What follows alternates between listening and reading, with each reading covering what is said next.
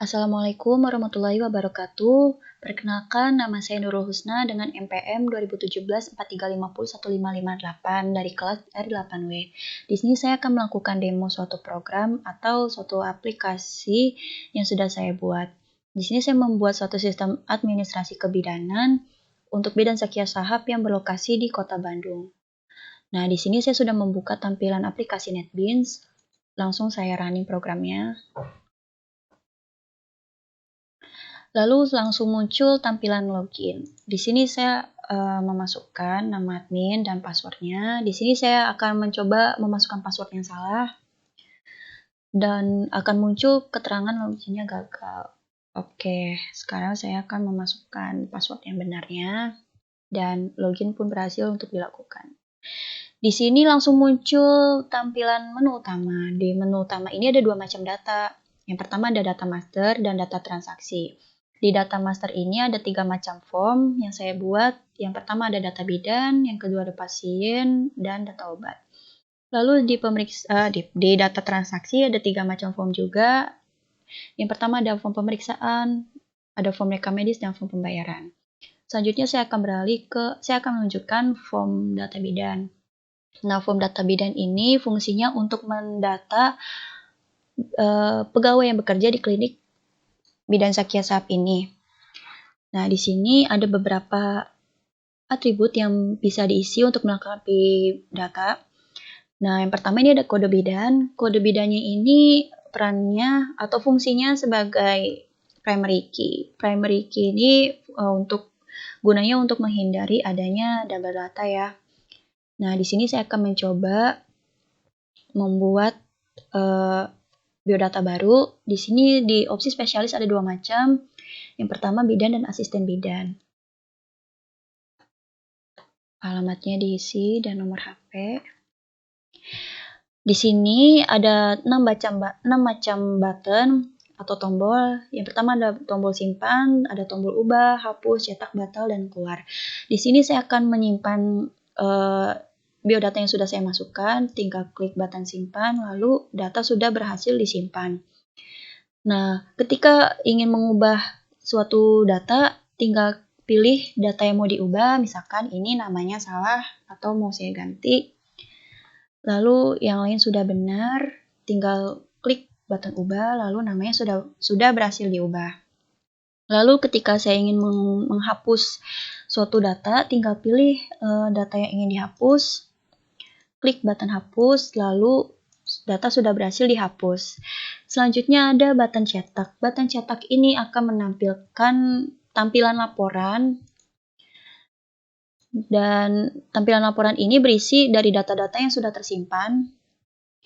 Dan di sini ada opsi untuk mengisi tanda tangan ya.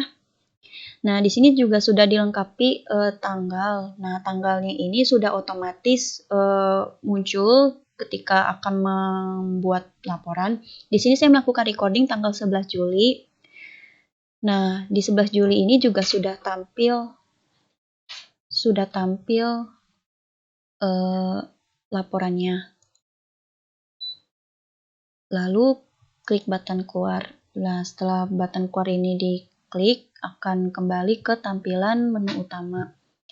Di menu utama ini, selanjutnya saya akan menunjukkan form data pasien. Di form data pasien sama seperti form data bidan sebelumnya, ada beberapa atribut yang bisa diisi untuk melengkapi biodata pasien. Nah, form data pasien ini fungsinya untuk melakukan atau mengisi biodata pasien yang ketika akan melakukan pendaftaran. Nah, di sini ada kode pasien, fungsinya sama sebagai primary key. Di sini ada nomor registrasi yang akan dibutuhkan untuk mendata informasi pembayaran. Lalu ada nama pasien, tanggal lahir, jenis kelamin, golongan darah, alamat, dan nomor HP. Nah, buttonnya juga sama, fungsinya seperti form sebelumnya. Lalu di sini ada opsi search. Opsi search ini fungsinya untuk mencari data. Ketika akan mencari suatu data yang banyak dan tidak memungkinkan untuk mencarinya satu persatu, maka difungsikan adanya opsi search ini. Nah, opsi search ini menggunakan nama ya. Misalnya mau mencari nama Sultan. Nah, ini diketikannya harus lebih spesifik. Kalau mengetikkan huruf S saja, maka nama pasiennya ada huruf S juga muncul. Jadi harus lebih spesifik. Lebih jelas lagi. Nah, seperti itu. Lalu keluar. Di sini selanjutnya ada form data obat. Nah, form data obat ini fungsinya untuk informasi obat yang tersedia di klinik ini. Ada kode obat yang sebagai primary key, nama obat, kategori, jenis obat. Jenis obatnya ada bermacam-macam. Lalu ada stok dan harga obat. Lalu ada buttonnya juga, sama seperti yang sebelumnya. Lalu ada opsi search juga berdasarkan nama obat. Seperti itu. Lalu selanjutnya beralih ke data transaksi. Di data transaksi ini saya akan menunjukkan form pemeriksaan. Form pemeriksaan ini fungsinya untuk mendata kunjungan pasien. Nah, pasiennya ini yang sebelumnya juga sudah melakukan pendaftaran, jadi biodatanya sudah tersimpan di dalam sistem. Di sini ada kode periksa sebagai primary key, lalu ada kode pasien. Nah, untuk pasiennya ini tinggal memilih saja, tidak perlu mengetikkan kodenya karena memungkinkan adanya banyaknya informasi pasien yang tersedia. Nah, ketika ada banyak informasi pasien, bisa di search saja, lalu bisa dipilih salah satunya, langsung muncul otomatis. Nah, tanggal pemeriksaan dan jenis pemeriksaannya juga ada bermacam-macam. Lalu ada buttonnya, sama seperti yang sebelumnya. Untuk tombol cetak, tampilan laporan cetak ini juga semuanya tanggalnya mengikuti hari yang akan dilakukan pencetakan laporan. Lalu selanjutnya ada form rekam medis, fungsinya untuk mengisi beberapa data, misalnya keluhan yang dirasakan pasien, lalu kemudian bidan bisa melakukan proses diagnosa, seperti itu. Di sini ada kode rekam medis sebagai primary, lalu kode periksa ini dipilih dari form kunjungan pasien yang sebelumnya. Lalu ada kode bidan yang akan memeriksa pasien, lalu keluhannya bisa diisi. Dan buttonnya juga sama. Di sini laporan cetak saya buat beda karena memungkinkan membuat laporan per bulan kan di klinik ini. Jadi misalkan saya ingin mencetak laporan khusus untuk bulan ini, bulan Juli. Jadi saya mengambil tanggal awalnya tanggal 1 Juli sampai tanggal akhir bulan 31 Juli.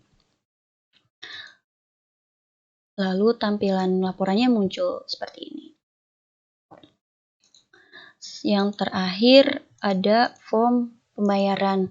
Form pembayaran ini saya memanggil nomor registrasi pasien. Langsung muncul, lalu ketika melakukan pembayaran, pasien diberikan obat.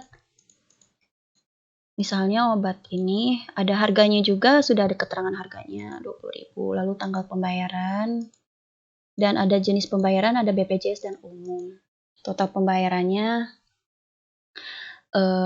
juga bisa diisi, search-nya juga berdasarkan nama, lalu buttonnya kurang lebih sama, pembayaran juga sama, lalu keluar. Nah, setelah menggunakan sistem ini bisa langsung log out, yes. Nah, seperti itu. Baik, sekian dari demo program saya. Mohon maaf apabila terdapat kesalahan atau kekurangan kata maupun programnya. Sekian dari saya. Assalamualaikum warahmatullahi wabarakatuh.